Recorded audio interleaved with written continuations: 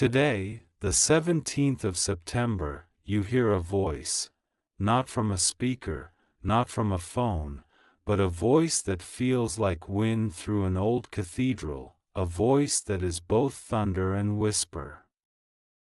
It says, plainly and without apology, I order you to open this now.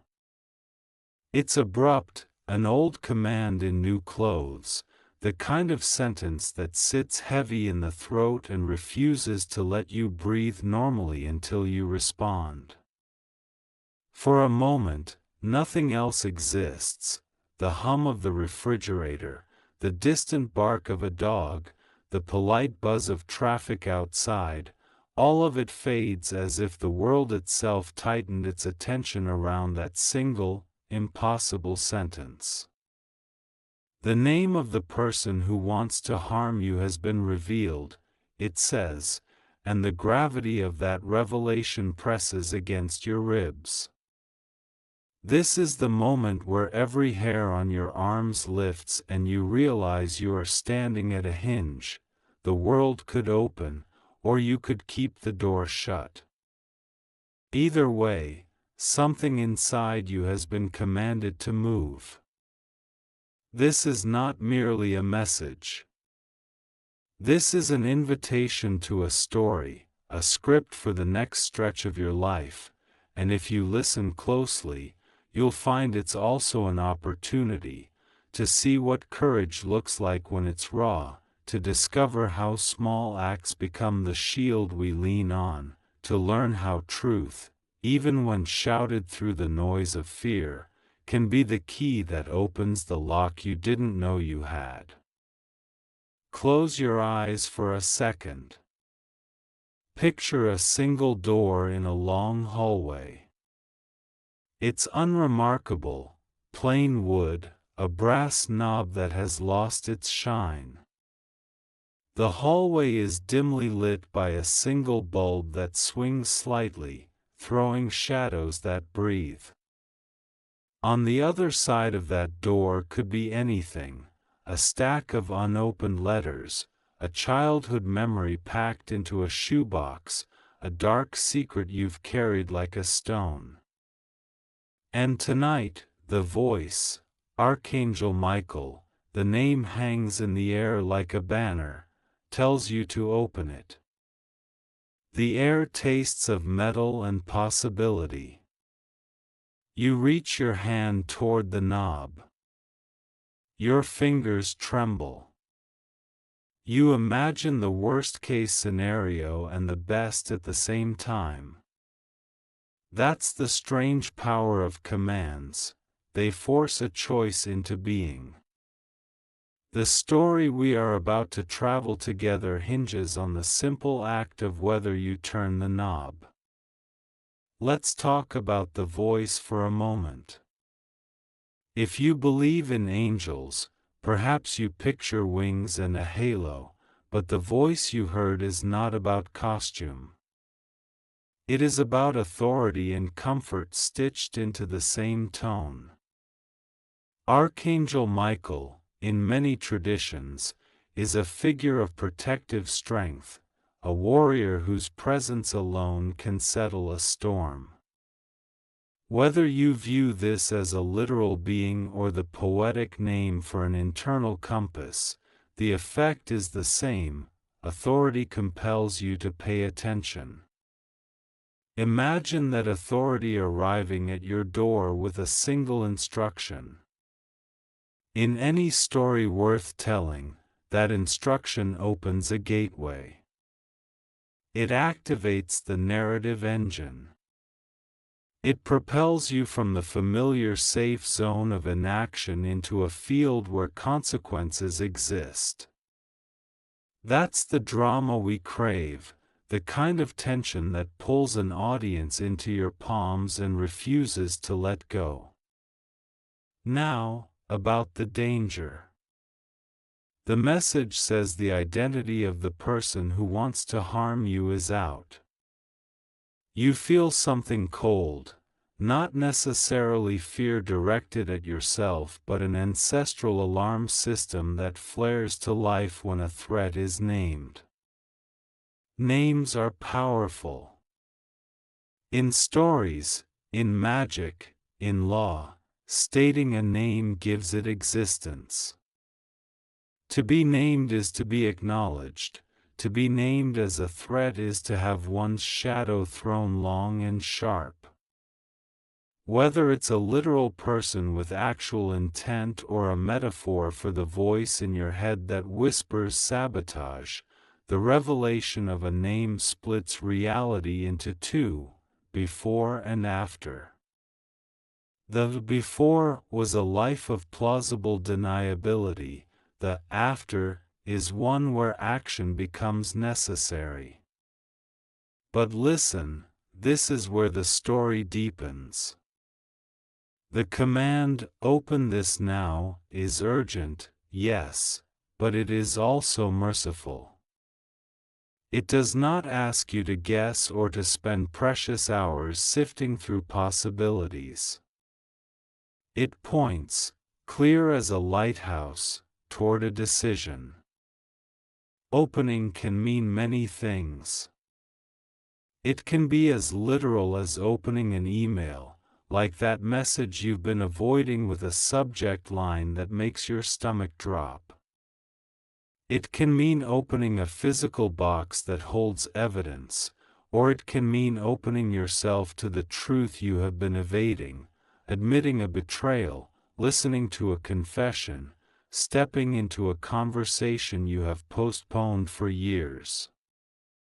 The magic of this scenario is that opening is both simple and monumental. It is simple because all it asks is for your hand to move. It is monumental because it changes the shape of what comes next. Imagine the camera sliding in close to your hand as it approaches the knob. The shot lingers on the small details, the faint scar on your thumb, the pulse at your wrist, the dust motes swirling in the beam of light. These details anchor the audience. They tell the viewer that real humans live in this scene, that history is tangible and not just a headline. The soundtrack swells with a low, steady drum, the soundtrack of a heart preparing for something vast. In filmmaking, these moments of small, tactile reality allow viewers to invest emotionally. They become a participant rather than a spectator. Before you open, there is a chance for one deep breath. Take it in the script. Draw it out. Let the air fill your lungs like a prologue. This is the space where you remember that bravery isn't the absence of fear, it's action despite fear. Bravery smells like the old wooden floorboards you are standing on and sounds like the faint creak when you shift your weight. The voice, whether divine, psychological, or theatrical, didn't tell you to fling the door open in a way that shatters trust or breaks the world. It told you to open it, to reveal, to confront. In this story, revelation is the hero's burden and reward. If a name has been given, whether it is the name of a person or a metaphorical moniker for a harmful pattern, it's time to consider what that name means. Names carry histories. A name might belong to someone who once smiled at you and now wears a mask of menace. It might belong to someone the world believes to be harmless, and yet your intuition rings like a bell whenever their shadow crosses your path. Naming is an act of power because it allows you to focus, to gather resources. In practical terms, naming the threat means documenting, collecting evidence, confiding in someone you trust, or taking legal steps if necessary.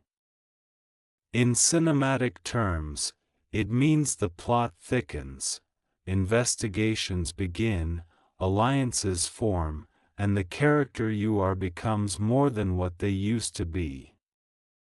Let's think about the narrative beats you would want in a compelling YouTube video built on this moment. First, the hook, the line that makes viewers click and stay. Today, on the 17th of September, a voice ordered me to open this now. That's visceral. It promises drama. Next, the build-up, the history that led to this doorway, the hints of past tensions, the subtly dropped clues that something wasn't right. Then, the reveal, when the door opens and the truth steps into the light. But reveal alone is not sufficient. The reveal must alter the protagonist. It must demand action, a fight, a retreat, a plan. And finally, the aftermath, how the protagonist deals with the consequences, the ripple effects through relationships and community, and the lesson that remains once the dust settles. If you structure your video with these beats, you craft an arc that satisfies viewers' emotional hunger for tension and release. But how do you keep people engaged for the whole ride? The secret is variation and humanity. Alternate moments of high tension with quiet, introspective breaths. Use sensory detail, the metallic taste of fear, the smell of rain after a long drought, the echo of footsteps. Let your voice skip occasionally into doubt and then steady into resolve. Use short, clipped sentences for urgency and longer, flowing sentences for reflection. Invite viewers into your thinking. I thought about leaving the door closed. I thought about pretending I never heard the voice. But when the name landed, I realized that silence would cost more than confrontation. Give your audience a partner in the narrative, someone who sees the character's interior landscape and can nod or ask the right question. That interaction deepens emotional investment.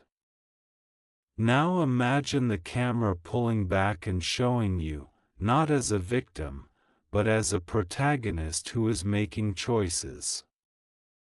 You have allies, an old friend with a steady voice, a sibling who knows the family history, a lawyer who understands legal boundaries. Or maybe your allies are internal, your careful instincts, your stubborn courage, your capacity to imagine a future where this threat no longer has power. Allies matter because they provide contrast. Your strength becomes more noticeable when reflected in another's steady gaze. Allies offer strategy, what to say when confronted, when to require proof, when to call the authorities, when to protect evidence, when to keep your distance.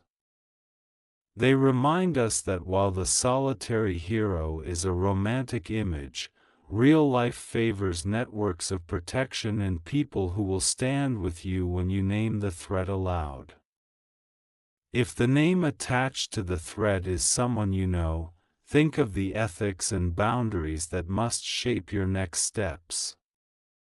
No story benefits from reckless revenge. The most satisfying arc is rarely one of blind retribution, it's often one of wisdom and safety. Safety first means assessing the immediate risk. Is there an escalatory pattern of behavior? Are there imminent threats? If so, involve professionals, law enforcement, legal counsel, mental health experts. If the reveal is more about an emotional betrayal than an imminent danger, you can still take steps, gather concrete evidence, speak with trusted confidants, set clear boundaries, and, if necessary, initiate official complaints through appropriate channels. In your video, showing that you took measured, empowered steps rather than shouting accusations into the void will make your story resonate as mature and responsible. Let's put some dramaturgy into the reveal itself. Picture you opening the door and finding not a person, but a box. Inside the box are sealed envelopes, each bearing a date and a scrap of memory. You read one aloud. It's a letter from someone who once loved you in half-truths and silence. Another envelope holds a photograph with the face of the person whose name was revealed. The camera lingers on the photo, the eyes frozen in mid-blink, and you realize that the danger was both real and also manageable because truth is a light that reveals what was once hidden.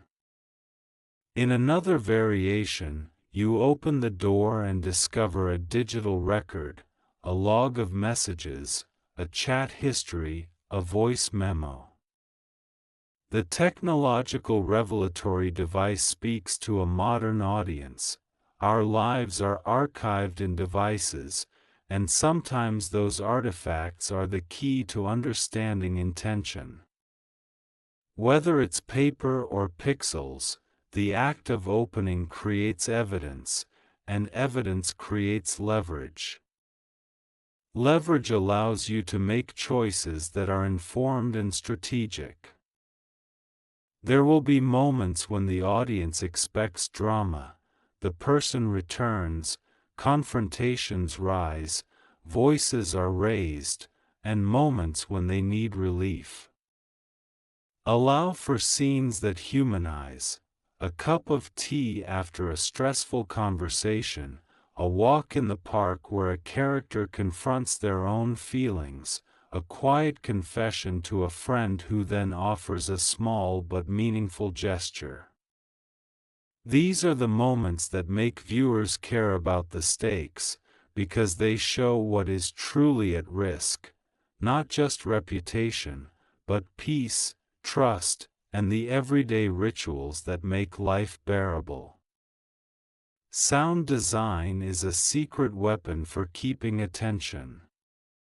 Use a heartbeat rhythm under the opening sequence, then ease into ambient strings for the reveal. When a significant piece of evidence appears, let a single piano note punctuate the moment. When a character decides on a course of action, a low, steady cello can underline the resolve. These auditory cues anchor emotions and guide viewers subconsciously through peaks and valleys. For YouTube, pacing is everything. Faster cuts for internet-savvy audiences can maintain adrenaline. Slower shots for reflective moments give viewers time to absorb and feel. There may also be temptation to make the story more sensational than it needs to be. Resist that pull. Authenticity is more gripping than spectacle. Viewers see through contrivance. When you remain grounded in real human responses, disbelief at first, followed by slow acceptance and then strategic action, you create a narrative that feels honest. That honesty breeds trust, and when your audience trusts you, they will stick with you through longer, deeper content. Now, consider the moral of the tale. Every good story has one. Perhaps it's, speak your truth before silence becomes a prison. Or, name the danger and you take the first step toward safety. Or, courage looks like opening the things you fear most because truth liberates you from the tyranny of doubt. Whatever moral you choose, weave it through the script like a thread that ties scenes together without lecturing. Let it emerge naturally from actions, not from a final sermon. Audiences remember lessons when they witness them enacted. Your final sequences should show transformation. After the door opens and the name loses its shadow as facts are laid bare, you are not the same person who reached for the knob. There is a new steadiness in your stride, a sharper focus in your eyes. Networks that once felt frayed are mended with honest conversation. People who are deserving of your trust prove it through consistent actions. People who are not willing to change fall away, and their absence becomes a strange kind of relief. Show these quiet victories with small gestures, a repaired phone call, a laughter that returns, a sunset that is watched without fear. End with a call to reflection for your viewers. Invite them to think of the doors they have kept closed. Encourage them gently, and with real practical prompts, to open what needs opening. Suggest steps they can take if they find themselves named or threatened. Document what happened, seek trusted allies, consider legal protections, and prioritize personal safety above all. Offer resources in the description, hotlines, legal aid links, mental health services. This is not just storytelling, it is responsible storytelling that recognizes the real consequences of naming harm. As the credits roll in your mind, remember that the most powerful part of this script is not the voice that shouted the command, it is the person who acted on it. Authority can point, but action is the language of survival and growth. Whether the voice was angelic or metaphoric, the truth is the same. When you open the door to what frightens you, you reclaim power. The world outside that door may be messy, yes, but it is also rearrangeable. You can set boundaries, seek justice, and surround yourself with those who help keep you safe. That is the victory the audience want, not a spectacle of revenge, but a demonstration of resilience and wisdom. If you want to dramatize the ending for cinematic flair, show a montage, boxes being packed, documents scanned, supportive messages arriving, a calm cup of tea, a sunrise. Overlay a voiceover that says, softly, I opened it. I saw the truth. I chose safety. Fade to black not with triumphal music, but with a chord that suggests steadiness, the kind of music that says, we are okay, we are healing, and we remain vigilant. Finally, speak directly to your audience. Invite them to comment with their own stories of doors they opened or avoided. Encourage a community of support rather than a courtroom of accusations. Tell them that names are tools for clarity, not weapons for destruction. Ask them to subscribe if they value stories of courage and learning. Offer a promise that future videos will explore actionable steps for safety, legal recourse, and emotional recovery. This turns a single dramatic moment into a series that helps people, creates conversation, and builds trust. So here is your script, breathed into life, a single voice that tells you to open the door, the electric moment of decision, the reveal that reorients a life, and the steady, careful actions that follow. It asks for courage, not drama, wisdom, not spectacle. The voice may have been an angel's order, an internal command, or a dramatic device. In any case, it pushed the protagonist into a necessary movement toward truth. And in that movement, a story worth watching unfolded, human, fragile, and finally, resilient. And so, as the 17th of September closes, the message lingers not just as a warning but as a turning point. The voice that ordered you to open this was not simply a command, it was a doorway into truth. You stood before fear, you named the danger, and by doing so, you reclaimed your power. The person who sought to harm you has lost the shadow they once hid behind, because when a name is revealed, the mystery collapses, and light dissolves the darkness. This is what courage looks like, not the absence of fear, but the decision to step forward while your heart races.